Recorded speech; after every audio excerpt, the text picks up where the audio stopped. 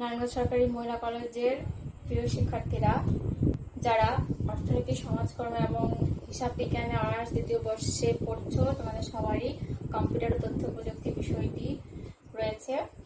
তোমাদের আমি ক্লাস নেই, তো অনেকদিন ধরেই তোমরা ক্লাসের বাইরে। আশা করি তোমরা এই আমাদের কলেজ থেকে যে অনলাইন ক্লাস নেওয়া হচ্ছে সেই অনলাইন ক্লাসগুলি তোমরা ফলো করবে। আশা করি তোমরা উপকৃত হবে। আজকে আমরা আলোচনা করব তোমাদের প্রথম অধ্যায়ের তৃতীয় অংশে সংখ্যা পদ্ধতি নিয়ে আমি একটু আলোচনা করব, যেটা তোমাদের জন্য খুবই গুরুত্বপূর্ণ। তোমরা সেই ইন্টারমিডিয়েটে পড়ে এসেছো, তারপরে মাঝখানে 2 বছর গ্যাপ হয়ে গেছে, তোমরা আশা করি ভুলে গেছো, এখন আবার মনে পড়বে। প্রথমে আমরা দেখবো যে সংখ্যা পদ্ধতি কি। সংখ্যা পদ্ধতি হচ্ছে কোন সংখ্যা লেখা বা প্রকাশ করার পদ্ধতিকেই সংখ্যা পদ্ধতি বলে। কোন সংখ্যা লেখা বা প্রকাশ করার পদ্ধতিকেই সংখ্যা পদ্ধতি বলে। সংখ্যা পদ্ধতি মূলত 2 ধরনের। একটা হচ্ছে নন পজিশনাল,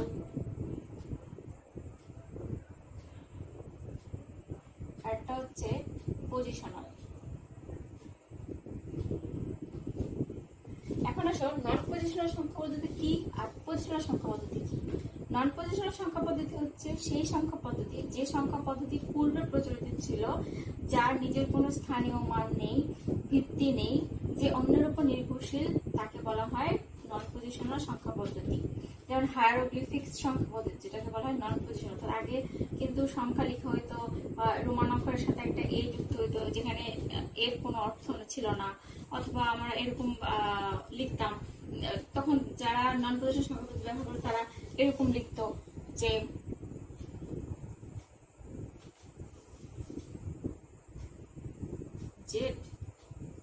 বি, যার কোনো মানে হয় না। ঠিক আছে, অর্থাৎ যে সংখ্যা পদ্ধতি অনেক পূর্বে প্রচলিত ছিল, যার নিজস্ব মান নেই, নিজস্ব ভিত্তি নেই এবং স্থানীয় মান নেই, তাকে বলে নন পজিশনাল। পজিশনাল হচ্ছে যে সংখ্যা পদ্ধতি বর্তমানে প্রচলিত, যার নিজস্ব মান আছে, স্থানীয় মান আছে, ভিত্তি আছে, তাকে বলা হয় পজিশনাল সংখ্যা পদ্ধতি। এখন আসো, এখানে এই পজিশনাল সংখ্যা পদ্ধতির ভিতরে একটা গুরুত্বপূর্ণ প্রশ্ন হচ্ছে যে রেডিক্স পয়েন্ট কি। এটার ভিতরে একটা গুরুত্বপূর্ণ প্রশ্ন হচ্ছে রেডিক্স পয়েন্ট কি। রেডিক্স পয়েন্ট খুবই সহজ জিনিস।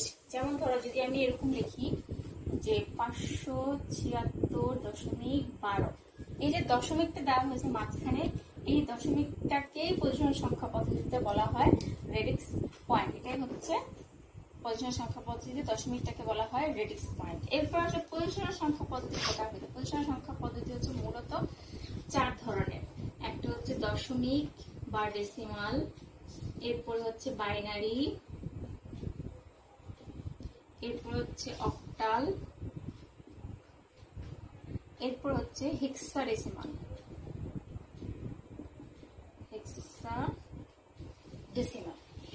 আচ্ছা, এরপর আসো এখানে যে দশমিকের ভিত্তি কত। দশমিকের ভিত্তি হচ্ছে 10, যেখানে সংখ্যা হচ্ছে 0 থেকে 9 পর্যন্ত। বাইনারির ভিত্তি হচ্ছে 2, যেখানে সংখ্যা হচ্ছে 0 আর 1।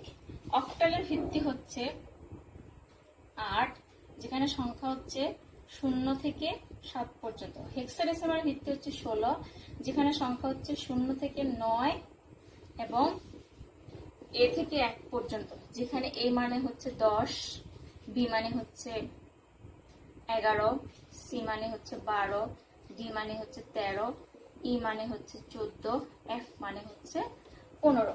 এবং এখানে হেক্সা শব্দের অর্থ হচ্ছে 6। মাঝে মাঝে পরীক্ষায় আসে ছোট ছোট কোশ্চেনে, যে তোমাদের যেহেতু ক খ গ 3টা সেকশনে প্রশ্ন হয়, সেক্ষেত্রে মাঝে মাঝে আসে যে হেক্সা শব্দের অর্থ কি। হেক্সা শব্দের অর্থ হচ্ছে 6, আর ডেসিমাল মানে হচ্ছে 10, তার মানে 10 যোগ 6 সমান হচ্ছে 16। আচ্ছা, এরপরে আসো যে আমরা এখান থেকে মানগুলি কিভাবে দেখবো। মান বের করা শিখতে হবে না। মান না বের করা শিখলে আমরা এখান থেকে কোনোভাবেই অঙ্ক করতে পারবো না।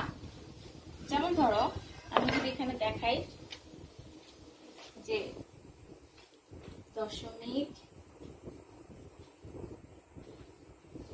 বাইনারি, অক্টাল,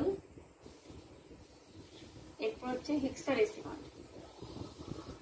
ছক দেখাবো তোমাদের, ছকটা আশা করি তোমাদের উপকার হবে। আমরা এখানে করব 0 থেকে 3 4 5 6 7 8 9 10 10 পর্যন্ত করি। তার মানে আমার অক্টাল, ডেসিমাল, হেক্সাডেসিমাল, বাইনারি সবগুলো দেখাতে হবে। তোমরা 16 পর্যন্ত 0 থেকে 15 পর্যন্ত করবে। একদম এই যে আমি একটা 10 পর্যন্ত করে দেখাই দিচ্ছি। অক্টালে আমরা জানি যে অক্টালের ভিত্তি 8, তার মানে 0 থেকে শুরু হবে 0 1 2 3 4 5 6 7। 7 পরে সে আবার 10 থেকে শুরু করবে, 10 11, অর্থাৎ তার ডান দিকে আবার সে 0 1 2 3 4 5 6 থেকে 7 পর্যন্ত। তার মানে এখানে 0 থেকে 7, এরপরে সে আবার 10 থেকে 17, এরপরে আবার সে 20 থেকে 27, 30 থেকে 37 এভাবে হবে। আর হেক্সাডেসিমালে হচ্ছে 0 1 2 3 4 5 6 7 8 9, এরপরে সে শুরু করবে A B C D, যেখানে A মানে হচ্ছে দশমিকে 10। ঠিক আছে, এখন আসো বাইনারিতে। বাইনারিটা আমরা কিভাবে করব? বাইনারিতে যেহেতু আমার হেক্সাডেসিমালের 16 হচ্ছে ভিত্তি, সেহেতু আমরা এখানে 4টা বিট করে বাইনারি মান নিব। 4টা বিট করে নিব। এটা হচ্ছে প্রথম বিট, দ্বিতীয় বিট, তৃতীয় বিট, চতুর্থ বিট। তার মানে এখানে আমার টোটাল ঘর হওয়ার কথা হচ্ছে 16টা। যদি আমি এখানে 11 12 থেকে 15 পর্যন্ত লিখি, তাহলে ঘর হবে টোটাল 16টা। 14 15, ঠিক আছে, 16টা হবে।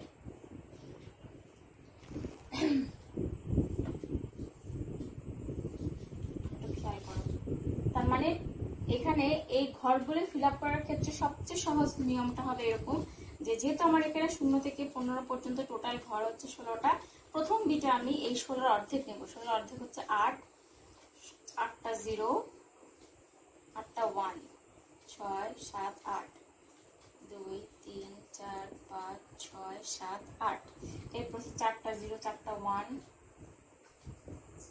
4টা 0, 4টা 1, এরপর 2টা 0, 2টা 1, 2টা 0, 2টা 1, 2টা 0, 2টা 1, এরপর হবে 1টা 0, 1টা 1, 1টা 0, 1টা 1, 1টা 0, 1টা 1।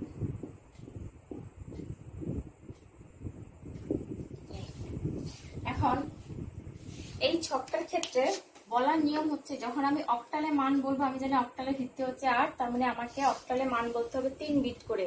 হেক্সাডেসিমালের ভিত্তি 16, সেক্ষেত্রে আমার মান বলতে হবে 4 বিট করে। আমি এরপরে ছকের শেষে দেখাবো যে কেন 3 বিট করে বলবো আর কেন 4 বিট করে বলবো। যেমন আমি যদি বলি যে হেক্সাডেসিমালের 9 হলে বাইনারি মান কত, তার মানে বাইনারি মান হচ্ছে 1001, 4টা বিটই বলতে হবে। আবার যদি বলি যে অক্টালে 5 হলে বাইনারি মান কত, এখানে কিন্তু লাস্টে 3 ঘর বলতে হবে, যে 101। আর দশমিকের ক্ষেত্রে হচ্ছে 0 এর জন্য 0, 1 এর জন্য 1, 2 এর জন্য 10, 3 এর জন্য 11, 4 এর জন্য হচ্ছে 3 ঘর 100, 5 এর জন্য 101, 6 এর জন্য 110, 7 এর জন্য 111, 8 এর জন্য 1000, 1001, 1010, 1001। এবং এক্ষেত্রে বাইনারি মান আমরা চাইলে মুখস্থ করতে পারি খুব সহজে। ডান দিক থেকে শুরু করি, 0 1 10 11 100 101 110 111 1000 1001 1010 1011 1100 1101 1110 1111, এভাবে মুখস্থ করা যায়। এরপর আসো যে কেন অক্টালে 3 বিট আর কেন হেক্সাডেসিমালে 4 বিট করে আমরা মান নিব।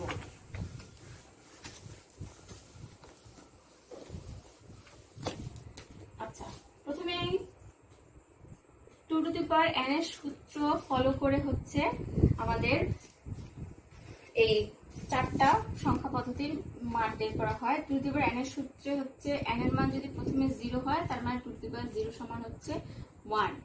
এরপরের বারে n এর মান যদি 1 হয়, তাহলে 2 টু দি পাওয়ার 1 সমান হচ্ছে 2। n এর মান যদি 2 হয়, 2 টু দি পাওয়ার 2 সমান হচ্ছে 4। অর্থাৎ প্রত্যেকবার মান তার ডাবল হচ্ছে। n এর মান যদি 3 হয়, তাহলে 2 টু দি পাওয়ার 3 সমান হচ্ছে 8। n এর মান যদি 4 হয়, তাহলে 2 টু দি পাওয়ার 4 সমান হচ্ছে 16। তাহলে এখানে দেখাই যাচ্ছে যে যখন আমার 8 হবে তখন তার n এর মান হচ্ছে 3। n এর মান হচ্ছে, তার মানে n হচ্ছে আমার এখানে বিট সংখ্যা, যে কত বিট হবে। n হচ্ছে আমার এখানে বিট সংখ্যা। যখনই n এর মান 3 হবে তখনই তার টোটাল মান হবে 8, অর্থাৎ এটা ব্যবহৃত হয় অক্টালে। আর এটা ব্যবহৃত হয় হেক্সাতে। হেক্সার ভিত্তি হচ্ছে 16, তার মানে বিট সংখ্যা যখন 4 হবে, টু টু দি পাওয়ার 4 যখন হবে তখন সেটা হবে হেক্সার জন্য। যে হেক্সার ক্ষেত্রে আমার টোটাল বিট হয় 4 বিট করে নিতে হয় এখানে, ঠিক আছে। আচ্ছা, এরপর আসো যে আমরা খুব সহজে একটা পদ্ধতি, আমরা ছক সবসময় মনে নাও থাকতে পারে বা আমি রাফ করে পরীক্ষা হলে করার সময় নাও থাকতে পারে, সেক্ষেত্রে আমরা খুব সহজে কি করে বাইনারি মান বের করবো। সেক্ষেত্রে হচ্ছে যেমন এখানে যেমন দেখাচ্ছি, প্রথমে শুরু হয়েছে 1 থেকে, হাতের ডান দিক থেকে শুরু করতে হবে। প্রথমে হচ্ছে 1, এরপরে 2, দ্বিগুণ হচ্ছে, এরপরে 4, এরপর হচ্ছে 8। এখন আমি এখান থেকে কোনো একটা সংখ্যার বাইনারি মান বের করব। যেমন আমি 6 এর বাইনারি মান বের করতে চাই, 6 এর বাইনারি মান। তাহলে এই যে 1 2 4 8, 6 কিন্তু 8 এর কম, তার মানে আমার 8 নম্বর ঘরটা এখানে লাগতেছে না। এখানে 8 নম্বরটা লাগলে 4 বিট হয়ে যাবে। আমার 6 কিন্তু হচ্ছে অক্টালের মধ্যে আছে, হেক্সার ক্ষেত্রে আছে, কিন্তু আমি নরমালি 6 এর বাইনারি মান বের করতে চাই। আমি যদি 4 ঘর দিয়ে করতে চাই, অর্থাৎ আমাকে এমন ভাবে করতে হবে যে উপরে যে সংখ্যাগুলি দেওয়া আছে সেখানে যে দুইটা সংখ্যা যোগ করলে আমি যোগফল 6 পাবো, সেই দুইটা ঘরে বা সেই 3টা ঘরে বা সেই 4টা ঘরে 1 হবে, বাকি যে ঘরগুলি থাকবে সেগুলো সব 0 বলবে। যেমন এখানে 4 আর 2 যোগ করলে হয় 6, তার মানে আমার এই দুটো ঘরে হবে 1 আর বাকি যা আছে সব হচ্ছে 0। তার মানে আমার 6 এর বাইনারি হচ্ছে 0 1 1 0। এখন যদি আমি 10 এর বাইনারি মান বের করতে চাই, যে দুটো ঘর যোগ করলে টোটাল সংখ্যা 10 হবে, সেই দুটো ঘরে হবে 1। 8 আর 2 যোগ করলে 10 হয়, তার মানে 8 এর ঘরে 1, 2 এর ঘরে 1, বাকি দুটো ঘর হচ্ছে 0। তার মানে 1 0 1 0 হচ্ছে আমার 10 এর বাইনারি। আমি যদি 15 এর বাইনারি মান বের করতে চাই, সবই লাগতেছে 8 4 12, 13 14 15, তার মানে প্রত্যেকটা ঘরে হচ্ছে আমার 1। যদি 14 13 বের করতে চাই, কত লাগবে? 8 4 12 আর একটা হচ্ছে 13, মাঝখানে 2 আমার লাগতেছে না, সেটা হবে 0। এভাবে একদম সহজ পদ্ধতিতে আমরা যে কোনো সংখ্যার বাইনারি মান বের করতে পারি। এরপর আসো যে আমরা আজকে শুধু একটা পদ্ধতির অঙ্ক দেখব, নেক্সট ক্লাসে আমরা বাকি পদ্ধতির অঙ্কগুলি দেখব। প্রথমে আসো একদম সহজ একটা অঙ্ক দেখি, যে দশমিক থেকে বাইনারিতে রূপান্তর।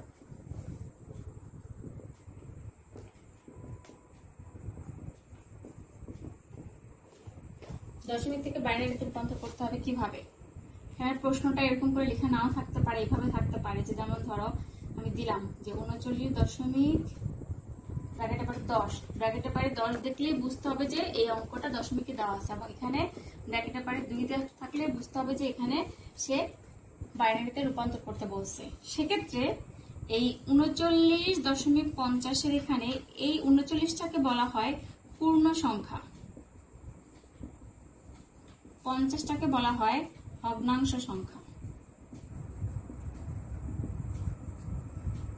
এখন এটা করার ক্ষেত্রে নিয়ম হচ্ছে পূর্ণ সংখ্যাকে 2 দিয়ে আমরা ভাগ করব। তাহলে কত হয়? 2 দিয়ে ভাগ করলে 2 একে 2, 9 দুগুণে 18, হাত থেকে 1, তার মানে আমার ভাগফল হচ্ছে 19, ভাগশেষ হচ্ছে 1। এখানে 19 আর এখানে যাবে হচ্ছে 1। এখানে 0 না আসা পর্যন্ত আমরা ভাগ করতেই থাকবো। এরপর আবার 2 দিয়ে ভাগ করব, 9 দুগুণে 18, হাতে থাকে 1। 2 দিয়ে ভাগ করব, 4 দুগুণে 8, হাতে থাকে 1। 2 দুগুণে 4 0, আবার ভাগ করব, 2 একে 2 0। লাস্টে যখন ভাগ করব তখন কিন্তু আর ভাগ যায় না, কারণ এখানে 2 বড় 1 ছোট, তার মানে ভাগ যদি যায় না 0, আর এই একটা বাইরে চলে আসবে।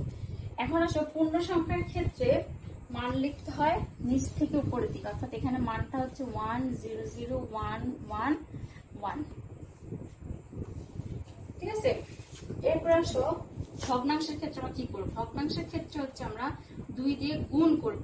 পূর্ণ সংখ্যার ক্ষেত্রে হচ্ছে 2 দিয়ে ভাগ, ভগ্নাংশের ক্ষেত্রে 2 দিয়ে গুণ। যেমন ধরো 2 0 0, 5 দুগুণে 10 0। আমার কিন্তু দশমিকের পরে যে 2 ঘর ফিল আপ হয়ে গেছে, তাহলে এখানে যে 5 দুগুণে 10 0 হাতে আছে 1, সেই 1টা এখন বাইরে চলে যাবে। এরপরে আর যায় না, কারণ আমি এখানে যতবারই শূন্যকে 2 দিয়ে গুণ করে গেলাম প্রত্যেকবারই শূন্যই হবে।